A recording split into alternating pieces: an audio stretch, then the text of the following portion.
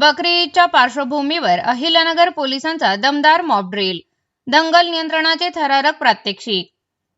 अहिल्यानगर शहरात बकरी ईद सणाच्या पार्श्वभूमीवर कायदा व सुव्यवस्था अबाधित राखण्यासाठी पोलीस प्रशासन अलर्ट मोडवर आले असून शुक्रवारी दिनांक 22 मे रोजी कोतवाली व तोपखाना पोलीस स्टेशनच्या वतीने शहरात संयुक्त मॉब ड्रिलचे धडक प्रात्यक्षिक करण्यात आले। अचानक उद्भवणाऱ्या दंगल सदृश परिस्थितीवर पोलिसांकडून कशा प्रकारे नियंत्रण मिळविले जाते याचे थेट सादरीकरण यावेळी करण्यात आले।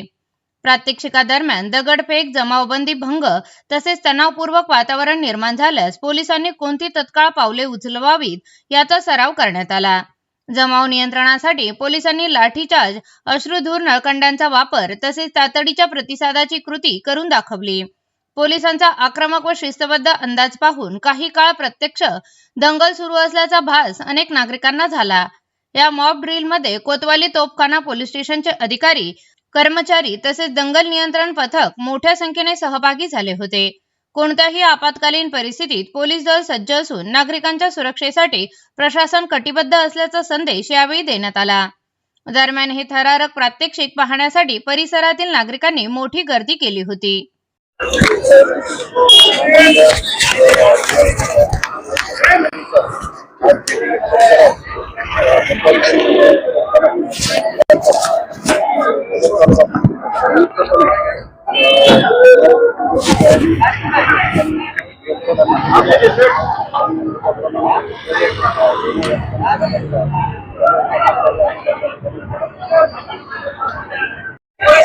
आज या ठिकाणी अहिल्यानगर जिल्ह्याचे सन्माननीय पोलीस अधीक्षक मोहता सुदर्शन सर, अपर पोलीस अधीक्षक, शहर उपविभागाचे पोलीस अधिकारी डॉक्टर टिपर्शे सर यांच्या मार्गदर्शन व सूचनेप्रमाणे या ठिकाणी मॉब डिस्पर्सलचा हा एक रिहर्सल या ठिकाणी घेण्यात आली।